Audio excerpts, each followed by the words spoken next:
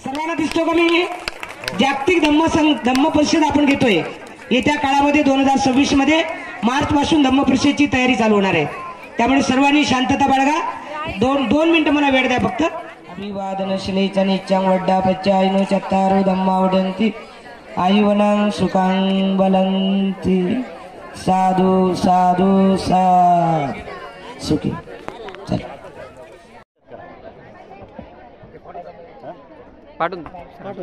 बनसोडे परिवार या। आज या ठिकाणी आपण 26व्या महिला बौद्ध धम्म परिषदेनिमित्त जमलेलो आहोत। सर्वप्रथम या ठिकाणी मी सर्वांचे मनापासून अभिनंदन यासाठी करतो की आपण या ठिकाणी काल आणि आज आपला अमूल्य वेळ देऊन या ठिकाणी हजेरी लावत आहात। हे एक धम्माचं चांगलं लक्षण आहे आणि जे जे चांगलं असतं त्याला आपण नावाजलं पाहिजे, त्याला ऊर्जा दिली पाहिजे। आणि विशेष म्हणजे महिला धम्म परिषद असून सुद्धा आम्हा उपासकांची उपस्थिती बऱ्यापैकी आहे, चांगली आहे। महिलांची उपस्थिती सुद्धा चांगल्या प्रकारची आहे, हे सुद्धा एक चांगलं लक्षण आहे। या ठिकाणी आताच आपल्या जिल्ह्याचे पालकमंत्री आदरणीय श्रीसाठ भाऊ या ठिकाणी येऊन गेले।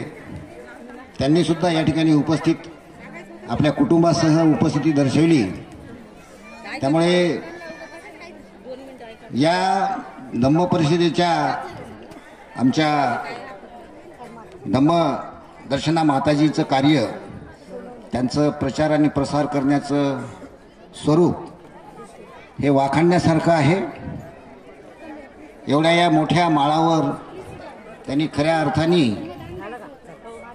एक चांगलं धम्मपीठ निर्माण केलेलं आहे आणि या धम्मपीठाला आपण सर्वांनी आपल्या क्षमतेने जे काही धम्मदान देता येईल ते द्यावं। या ठिकाणी माताजींनी आताच संकल्प केलेला आहे की पुढच्या वर्षी 6वी बौद्ध संगीती त्यांना या ठिकाणी आयोजित करायची आहे। हा फार मोठा निर्णय आहे आणि त्या निर्णयाप्रित्यर्थ मी त्यांचं मनपूर्वक या ठिकाणी अभिनंदन करतो की त्यांनी एवढा मोठा निर्णय घेतलेला आहे। त्या निमित्ताने या ठिकाणी अनेक भिक्खू संघाचे पावलं या पवित्र भूमीला लागणार आहेत आणि आपल्याला या ठिकाणी धम्माचं दर्शन आणि त्यांचं प्रवचन ऐकण्याची सुवर्ण संधी प्राप्त होणार आहे आणि आपण निश्चितपणे त्या संधीचा फायदा घेणार आहोत आणि घेतला पाहिजे असं आव्हान मी आपणास या ठिकाणी करीत आहे। या ठिकाणी आमचे आदरणीय पूज्य भिक्खू खेमधम्मोजी हे लहानपणापासूनच आम्ही त्यांना पाहत आहोत।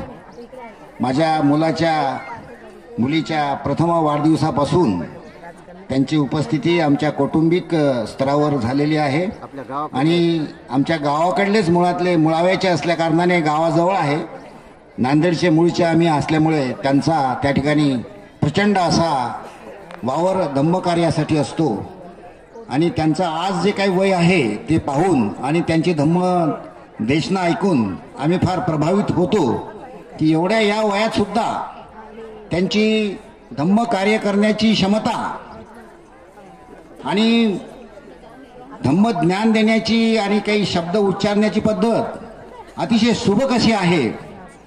त्यांच्या आवाजावरून त्यांचं वय खरं पाहिलं तर ओळखू येत नाही, परंतु शरीराकडे पाहिलं तर थोडेसे आता कुठे थोडेसे वाटतात, परंतु ते तरुण आहेत मनाने आणि हे सगळ्याचं जे काही परिणाम आहे, हा परिपाक आहे, हा धम्म कार्याचा आहे।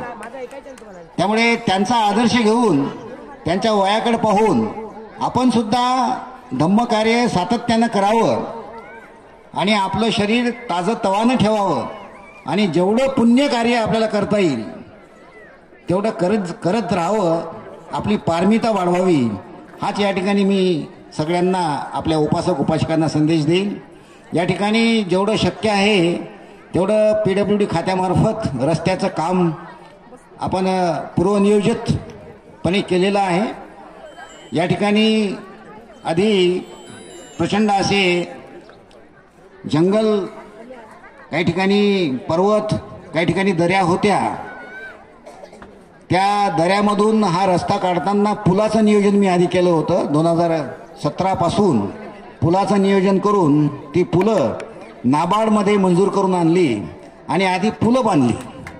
पुलं बांधल्यानंतर हा रस्ता जो आहे हा पक्का करावा, सिमेंट कॉन्क्रीटचा करावा, असा प्रस्ताव ज्यावेळेस मी मांडला होता त्यावेळेस मंत्र्यांनी मला बोलवलं की त्या दुर्गम भागामध्ये तुम्ही सिमेंट कॉन्क्रीट रस्ता बांधताय, काय कारण आहे, साहित्यिक कारण द्या.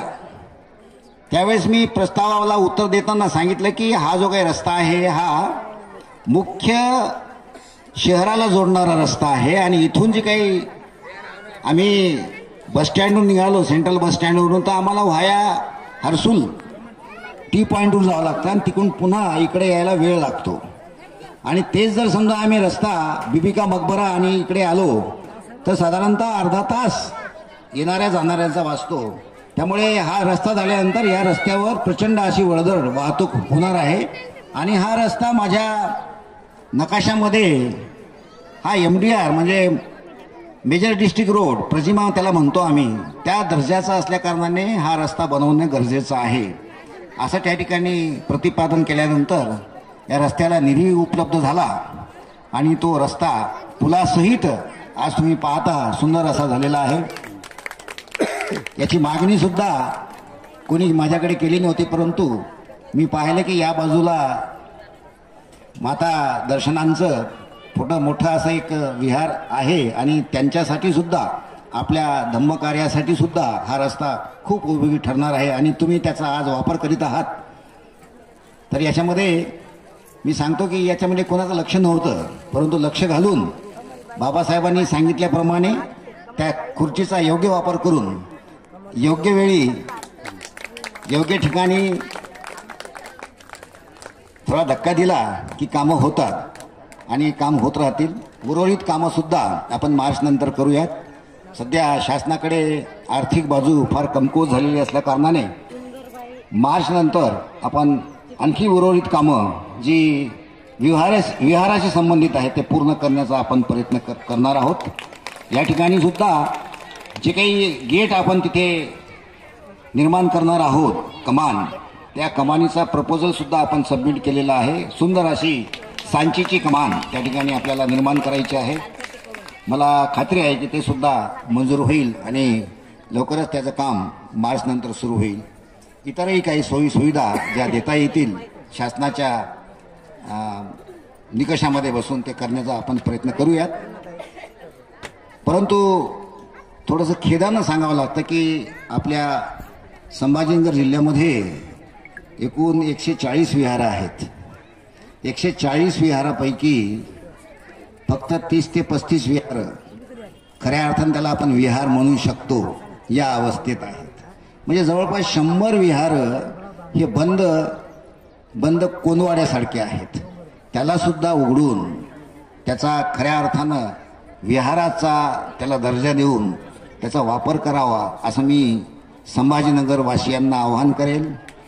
हे करीत असताना ज्या ज्या विहाराचा जीर्णोद्धार आपल्याला करायचा आहे, काही रिनोव्हेशन्स करायचे असते, मी या ठिकाणी खुला आवाहन करतो की त्यांनी माझ्याकडे यावं आणि ज्या ज्या विहाराचा जीर्णोद्धार किंवा थोडंसं नूतनीकरण करायचं असेल त्यासाठी आपण इथले जे राजकीय नेते आहेत त्यांच्याकडनं त्या मतदारसंघाच्या नेत्यांना आवाहन करून त्यांच्याकडनं त्यासाठी निधी प्राप्त करण्याचा प्रयत्न करूया. आपण सर्वांनी या ठिकाणी मला ऐकून घेतलं त्याबद्दल मी सगळ्यांचे आभार मानतो. जय भीम, जय बुद्ध, जय भारत. सर्वांनी जोरदार टाळ्या वाजवायचे.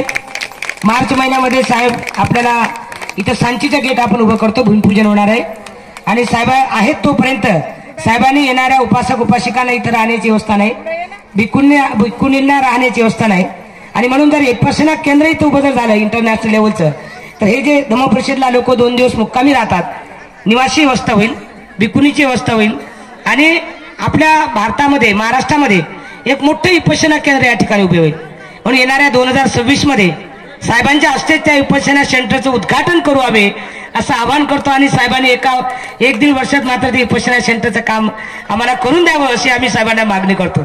सर्वांनी जोरदार टाळ्या वाजवायचे.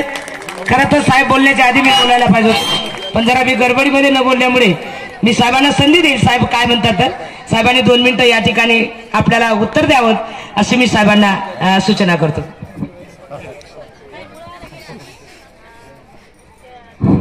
एक मी विसरलो की साधारणतः येणाऱ्या जूनमध्ये माझी सेवानिवृत्ती आहे. सेवानिवृत्तीच्या आधी हा जो काही अंकुर आहे हा आपण अंकुर जमिनीमध्ये पेरणार आहोत. भलेही त्याचं काम माझ्या कार्यकिर्दीत होणार नाही, परंतु अंकुर पेरून त्याचं भूमिपूजन होईल अशा प्रकारची मुवमेंट आपण करणार आहोत. धन्यवाद सर. धन्यवाद साहेब. निश्चितच आपण पेरल्यानंतर ते उगवणारच आहे. काही सर्वांनी साहेबांसाठी जोरदार टाळ्या वाजवायचे. यानंतर ज्यांची अपेक्षा मध्ये सत्कार केला त्यानंतर हा कार्यक्रम खरं तर माताजींनी मगाशी मी आल्यापासून माझं जरा जास्त कौतुक केलंय, त्यामुळं त्या कौतुकामुळे आता आपल्यासमोर बोलायचं की नाही हा मला प्रश्न पडलाय. जेवढं सांगितलं तेवढं तर काही काम मी फार केलेलं नाही असं मला वाटतं. पण मला आठवत आहे की माताजींची आणि माझी ओळख झाली होती देवरोडला. देवरोडच्या बुद्धविहाराचा प्रश्न कदाचित आपल्या सगळ्यांना माहीत असेल आणि त्यावेळेस माताजी तिथे आल्या होत्या. तिथं आम्ही एक कार्यक्रम घेतला होता. बाबासाहेबांना जेवू घालणाऱ्या आजींचा सन्मान माताजींच्या हस्ते केला होता आणि त्या झालेल्या ओळखीने नंतर आमच्या उच्चभ्रू समजले जाणारी एक सोसायटी आहे प्राधिकरण आकुर्डीमध्ये, तेथील 100 लोकांना आपल्या औरंगाबादला भेट द्यायची होती. त्यांची राहायची सोय कुठे करायची म्हणून मी माताजींना फोन केला आणि सांगितलं की माताजी मी 100 लोकांना घेऊन आपल्याकडे राहायला येते, सोय होईल का. मला काहीच माहित नव्हतं की माताजींची ही भीमटेकडी कशी आहे, तिथे राहू शकतो की नाही, एवढी लोक राहू शकतात की नाही, सोय होईल की नाही, जेवणाची सोय होईल की नाही, मला काहीच कल्पना नव्हती कारण मी कधी आलेली नव्हते. आणि मग मी त्या 100 लोकांना हा हर्सुल जेलच्या गेटवर आम्ही उभे राहिलो आणि माताजींना फोन केला. माताजींनी सकाळी मला सांगितलं होतं की तुम्ही संध्याकाळी या, सकाळी येऊ नका.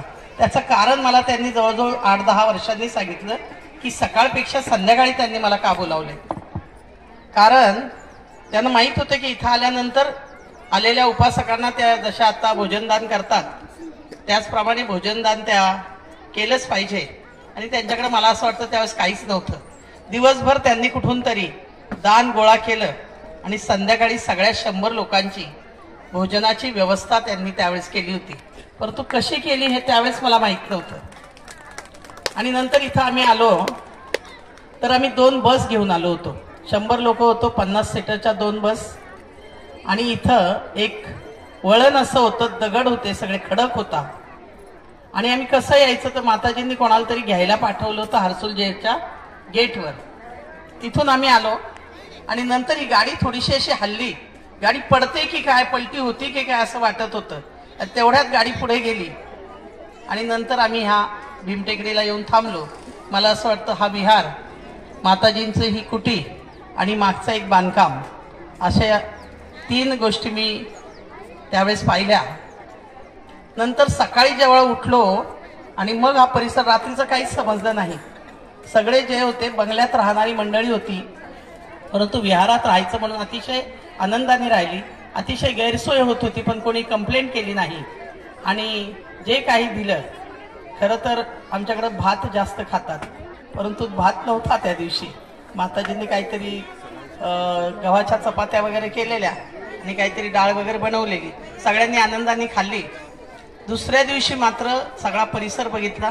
म्हटलं माताजी तुम्ही इकडे एकट्या कशा राहता, तर त्या म्हणे मी अनेक वर्ष इथं राहत आले. मग त्यावेळेसची जी परिस्थिती बघितली आणि त्यांचं त्यावेळेसचं वय आणि जेव्हापासून त्यांनी राहायला सुरुवात केली त्यावेळेस इथं राहणं म्हणजे अतिशय कठीण काम होतं असं मला जाणवलं. आणि मग मी म्हटलं की माताजी पाण्याची सोय, ते म्हणे टँकर आणतो आणि टँकरद्वारे असणारं पाणी ह्या सगळ्या लोकांसाठी वापरतो. मी म्हटलं एखादी बोरवेल घ्या. आत्ताही घेतली की नाही मला माहीत नाही, परंतु मध्ये आम्ही काहीतरी म्हटलं होतं माताजींना की पाण्याची आधी सोय केली तरच इथलं नंदनवन होईल, पाणी नसेल तर काही होणार नाही.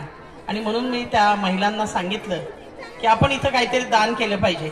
आणि त्यांनी खरोखरी उत्स्फूर्तपणे त्या सगळ्या मंडळींनी 100च्या 100 लोकांनी काहीतरी दान चांगल्या पद्धतीने करून मग आम्ही गेलो होतो. आणि तिथून जो ऋणानुबंध इथं हा जुळला, तर मला असं वाटतं आजपर्यंत मला वाटतं सगळ्या धम्मपरिषदांना एक तर उद्घाटन बनून तरी आले किंवा मी प्रमुख पाहुणे म्हणून तरी आले, परंतु माताजी काही अजून घरच्यासारखं मला समजत नाही, त्यामुळे पाहुणे म्हणून ठेवतात मला. त्यामुळं मला इथं पाहुणे म्हणून यावं लागतं. बरं असो, हा जो इतिहास मी ह्या भीमटेकडीचा सांगितला त्यावेळेस मी बघितलं की इथं माती देखील नव्हती, माती देखील विकत आणून टाकावी लागली, तेव्हा हे नंदनवन दिसतंय. अनेक हाल अपेष्टा माताजींनी आणि त्यांच्या सगळ्या सहकाऱ्यांनी सहन केल्यात आणि म्हणून हा आजचा दिवस आपल्या सगळ्यांना दिसतो. माताजींनी ज्या शिक्षक वृंद इथला आहे त्यांना देखील जाहीर त्यांचं कौतुक करेल की त्या घरामध्ये ते एकत्र राहून एकत्र जेवण बनवून खातात आणि विद्यार्थ्यांना ज्ञान साधना विद्यार्थ्यांकडून करून घेतात. तर त्या शिक्षकांचं देखील कौतुक आहे की ते अशा परिस्थितीत विनावेतन अनेक वर्ष त्यांनी काम केलं. आणि मगाशी सांगितल्याप्रमाणे ओपीडीचं सुद्धा विनावेतन जे काही सेवा देतात वैद्यकीय क्षेत्रातली मंडळी, त्यांचं देखील आजच्या दिवशी आपण जाहीर कौतुक केलं पाहिजे.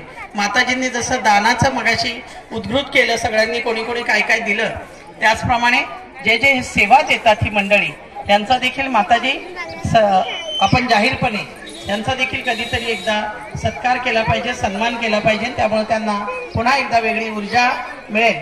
आणि हा जो परिसर आहे, हा परिसर हे करत असताना माताजींनी सर्वप्रथम संकल्प केला की 114 फूट बाबासाहेबांचा पुतळा इथे उभा करायचा आहे. त्याच्या भूमिपूजनाला मला असं वाटतं मी आले होते. तो पुतळा अद्याप झालेला नाही, परंतु तो होणार आहे हा विश्वास मला वाटतो. परंतु जे अपेक्षित नव्हतं ते अनपेक्षितरित्या आपला बुद्धांची ही 65 फुटी हे जे बुद्धरूप माताजींनी उभं केलं ते कोणालाही माहीत नव्हतं. मला असं वाटतं इथल्या उपासकांनाही माहीत नव्हतं. माताजींनी हा संकल्प केला आणि मला असं वाटतं 1 वर्षभरात हे बुद्धरूप आपल्या समोर आणलं. आणि त्यानंतर हा जो कायापालट झाला तो आपण सगळे बघतो. आणि प्रत्येक धम्म परिषदेला नवीन काहीतरी होतं. मी माताजींना म्हटलं, माताजी पुतळे उभारणं तुमचं भिक्खूंचं काम नाही, भिक्खू संघाचं काम नाही, तुमचं काम धम्म प्रचार आणि प्रसार करायचंय असं मी त्यांना थोडं स्पष्टपणे बोलले. आणि जर करायचंच असेल, लोक तुम्हाला मानतात, तर एखादी शाळा काढा, एखादं हॉस्पिटल उभारा. असं आमची जेव्हा जेव्हा चर्चा होती तर काहीतरी वेगळ्या कल्पना निघतात आणि त्या कल्पना लगेचच प्रत्यक्षात आणण्याचं काम माताजी करत असतात. आणि खरोखरी त्यांनी जी शाळा केली त्या शाळेतून 10वी पर्यंत, मला आता कळालं की 10वी पर्यंत म्हणजे 10 वर्ष त्या शाळेला झाली. मला असं वाटतं 15 वर्ष माताजी मी आपल्याकडे येते. आणि त्यानंतर ते कल्पनेतून त्यांनी जी कल्पना मांडली मी, त्याच्यानंतर त्यांनी खरोच इतकी सिरियसली केलं की अतिशय चांगल्या पद्धतीने या शाळेचं काम केलं. आणि त्याचबरोबर हॉस्पिटलचं आपण बघताय, आत्ताच नुकतंच आपले माननीय पालकमंत्री यांनी शिरसाट साहेबांनी याचं उद्घाटन केलं. मागे इथं ओपीडीचं उद्घाटन मला वाटतं आमच्या माईंच्या हस्ते माताजींनी केलं होतं. आणि नंतर आता हे नवीन इमारतीतलं आपण उद्घाटन केलंय. तर असा हा जो विकासाचा आलेख आहे, हा भीमटेकडीचा आलेख, त्यांना आंतरराष्ट्रीय दर्जाचा